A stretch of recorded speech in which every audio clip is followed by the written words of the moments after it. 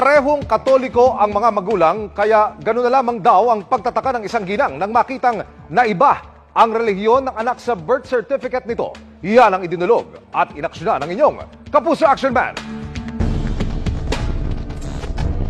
Problemadong dumulog sa inyong Kapuso Action Man ang inang si Susan.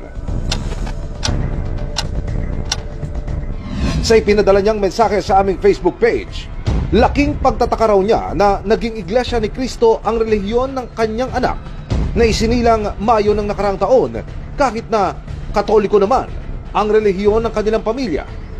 Tanong ni Susan, ano ang dapat gawin para maitama ang maling relihiyon sa birth certificate ng anak? Sumangguni ang inyong Kapuso Action Man sa Philippine Statistics Authority. Yung bata, through the parents, syempre kasi minor pa, no? Pwede silang mag-file ng petition for correction under RA 9048. Sa atin po itong mga local civil registrar sa kanyang place of birth para maitama po ito.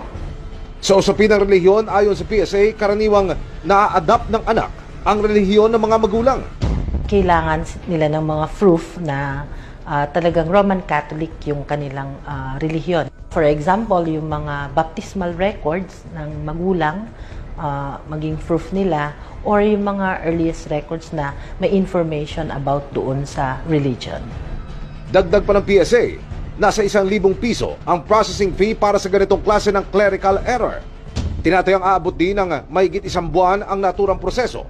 Kaya paalala ng PSA sa mga magulang na magpaparehistro ng kapanganakan ng kanilang mga anak. Ang magulang kasi, sila po yung pumipirma, sila yung informant. So, bago po nila pirmahan yung birth certificate, kailangan pong i-review mabuti, no? Para wala pong mali. Sa ngayon ay kinukumpleto na ni Susan ang mga kailangan dokumento para maipatama ang birth certificate ng anak.